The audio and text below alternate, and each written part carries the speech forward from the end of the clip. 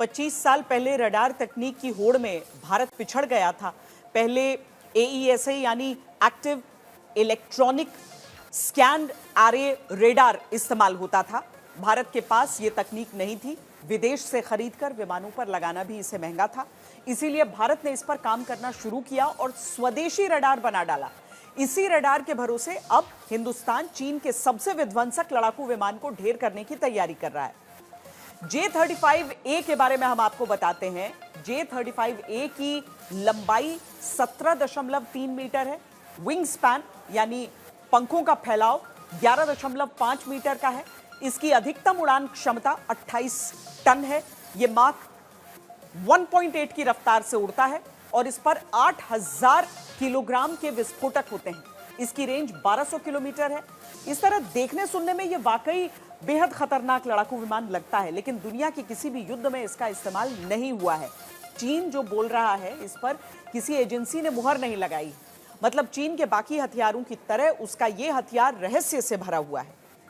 पाकिस्तान और चीन की नजदीकियों के बीच भारत के लिए एक एंगल यह भी है कि आसिम मुनीर जितने ज्यादा हथियार खरीदेंगे, पाकिस्तान की आर्थिक स्थिति उतनी ही खराब होगी, पाकिस्तान उतना ज्यादा कर्जदार होगा, पाकिस्तान में गरीबी महंगाई उतनी ही बढ़ेगी, वो अपने पैरों पर खड़ा नहीं हो पाएगा। अब सोचिए, चीन अपने सबसे खतरनाक लड़ाकू विमान पाकिस्तान को फ्री में तो देगा नहीं, पाकिस्तान को इसकी बहुत बड़ी कीमत चुकानी होगी। एक मुहावरा आपने सुना होगा, बंद मुट्ठी लाख की, खुली तो यारों खाक की। मतलब अगर आप किसी चीज को गुप्त रूप से रखते हैं तो उसकी कीमत अधिक होती है, लेकिन अगर आप उसे सार्वजनिक कर देते हैं तो उसकी कोई कीमत नहीं रह जाती। चीन के हथियारों पर यह कहावत सटीक साबित हो रही है, जिन्हें किसी युद्ध में इस्तेमाल नहीं किया गया, लेकिन ऑपरेशन सिंदूर के 4 दिनों में इनकी असलियत सारी दुनिया को पता चल गई। चीन की ऐसी ही एक मिसाइल PL-15E को लेकर बड़ी बातें होती थी, लेकिन इसे भारत ने हवा में ही मार गिराया। अब इस चीनी मिसाइल के मलबे में अमेरिका, फ्रांस और जापान जैसे देश दिलचस्पी ले रहे हैं, पर क्यों?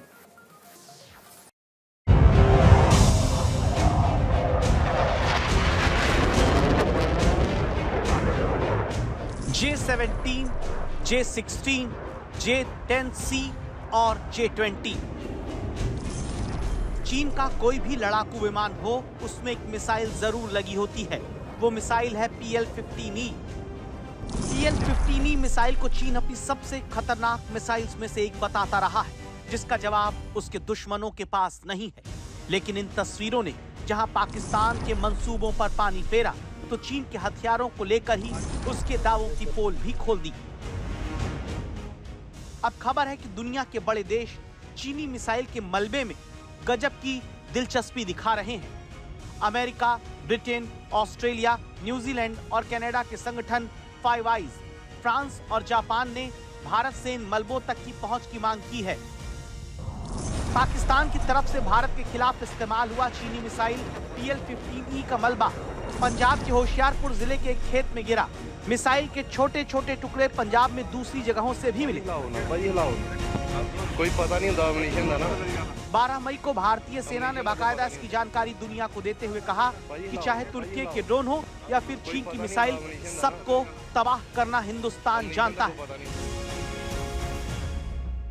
चाहे वो टर्किश ड्रोन्स हो या और कहीं के भी ड्रोन्स हो, हमारे काउंटर यूएस सिस्टम्स, हमारे ट्रेन्ड एयर डिफेंस ऑपरेटर्स पूरी तरह सक्षम हैं और हमारी देश की जो इंडिजिनस कैपेबिलिटी है काउंटर यूएस के लिए, उसने दिखा दिया है कि चाहे किसी भी तरह की टेक्नोलॉजी आ जाए, हम उसको काउंटर करने के लिए तैयार हैं। और सवाल ये कि दुनिया के बड़े देश अब चीनी मिसाइल के मलबे में इतनी दिलचस्पी क्यों ले रहे हैं?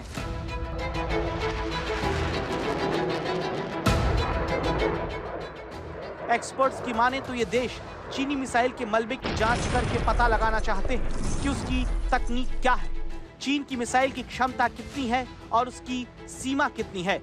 बताया जा रहा है कि चीन में बनी मिसाइल का मिलना किसी वरदान से कम नहीं, क्योंकि मलबा चीनी तकनीक के बारे में बहुमूल्य जानकारी का जरिया बनेगा।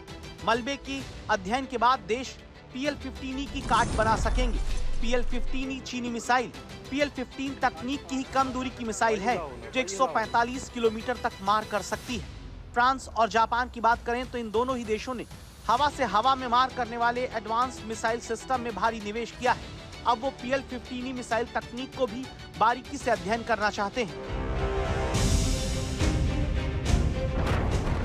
चीन के हथियारों को लेकर भारत से पाकिस्तान तक में सवाल उठ रहे हैं, क्योंकि भारत ने अगर चीन की मिसाइल मार गिराई तो पाकिस्तान में चीन की बख्तरबंद गाड़ी के परखच्चे उड़ गए हैं। बलूच विद्रोहियों ने पाकिस्तानी सेना के डोंगफेंग आर्म्ड व्हीकल पर हमले का वीडियो जारी किया है। इसमें चीनी हथियारबंद गाड़ी के परखच्चे उड़ते देखे जा सकते हैं। विद्रोहियों ने कच्ची सड़क के बीचों बीच बारूदी सुरंग को लगाते हुए ये पूरा वीडियो बनाया है। पाकिस्तानी सेना के पास ऐसे चीन में बने डोंगफेंग मेंगशी आर्म्ड पर्सनल कैरियर हैं। इस वाहन को 2017 में चीनी पीपुल्स लिबरेशन आर्मी की अगली पीढ़ी के सामरिक वाहन के रूप में बताया था, लेकिन BLA ने बता दिया कि चीन के हथियारों की वो हकीकत नहीं है जिसके बारे में अक्सर चीन की तरफ से दावा किया जाता है।